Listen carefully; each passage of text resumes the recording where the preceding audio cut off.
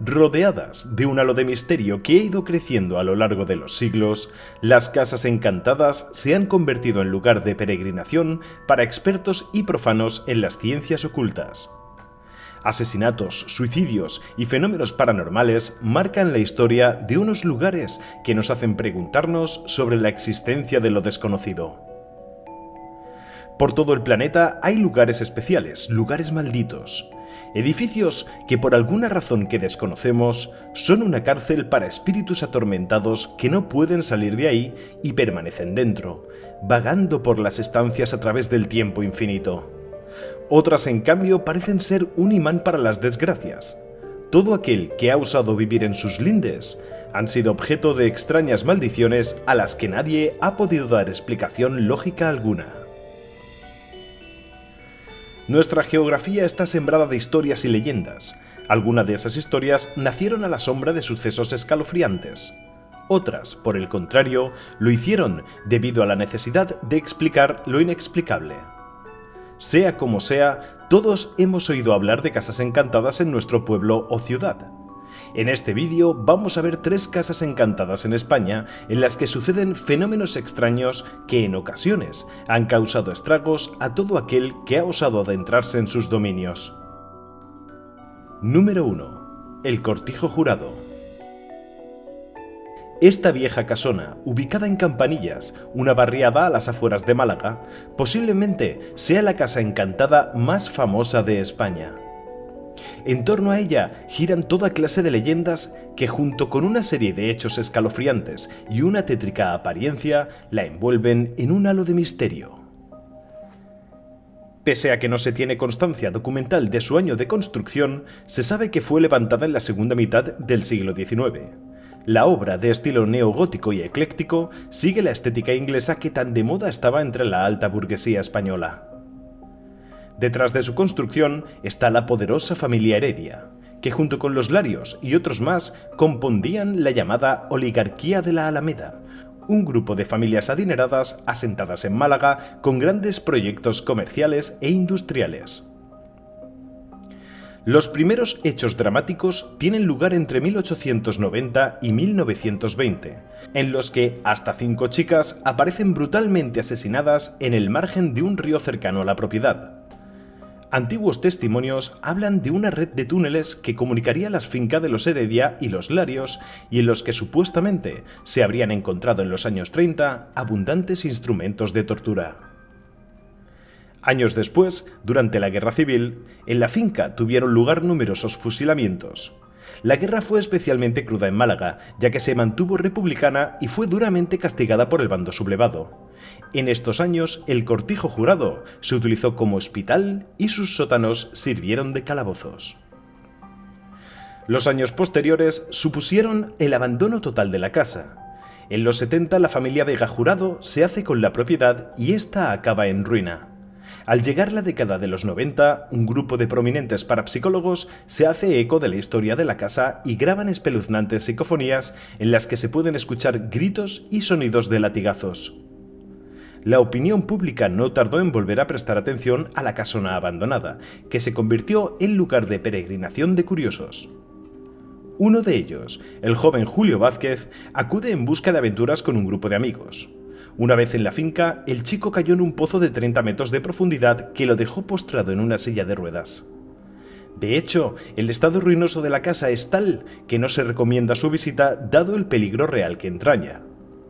En sus más de 150 años de existencia, sus muros han sido testigos de toda clase de dolores y tragedias. Son muchos los que afirman ver una neblina arrastrándose por el suelo lleno de escombros o siluetas que se asoman por las ventanas. Habladurías o realidad, la casa continúa con su aspecto decrépito pero enigmático, mirando desafiante al mundo que la rodea. Número 2. El Palacio de Linares.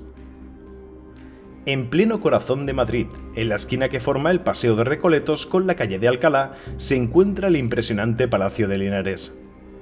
Viendo el dinamismo de este bullicioso rincón de Madrid, nadie podría imaginar el oscuro secreto que aguarda el palacio.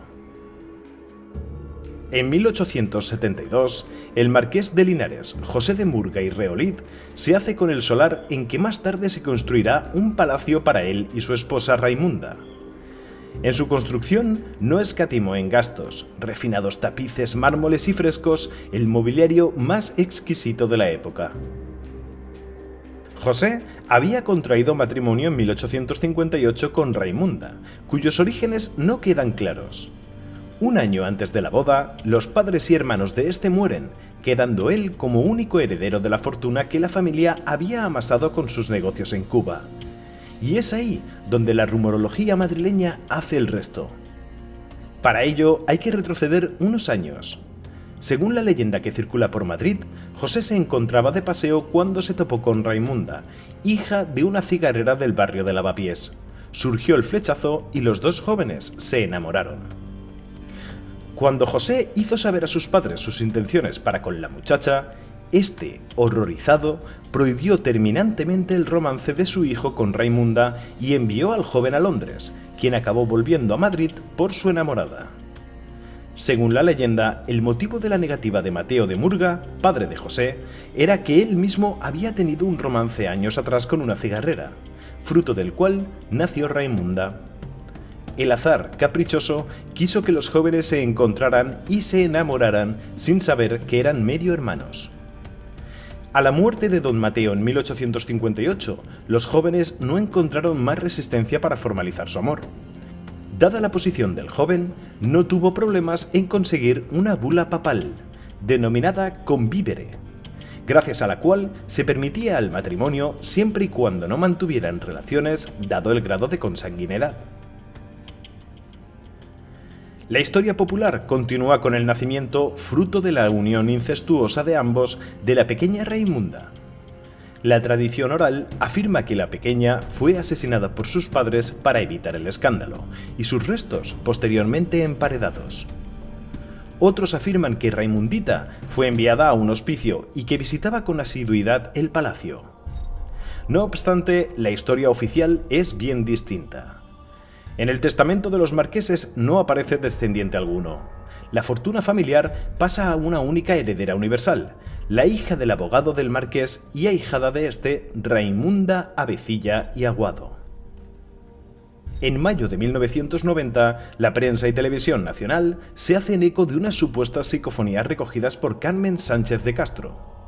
En ellas, entre otros sobrecogedores mensajes, se podía escuchar nítidamente la frase «Mamá, yo no tengo mamá».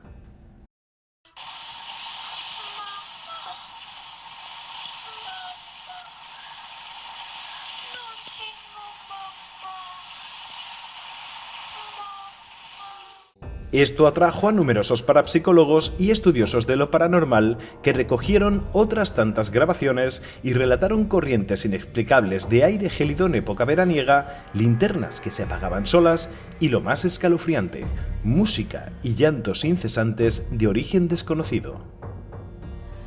A día de hoy, sigue sin haber una explicación lógica a todo lo que sucede en ese lugar. Número 3. Casa de los Bayón. A comienzos del siglo XX, una acomodada familia leonesa afincada en el Rayán, Asturias, sufrió uno de los episodios de poltergeist más famosos de la historia de España. Nos remontamos al año 1915.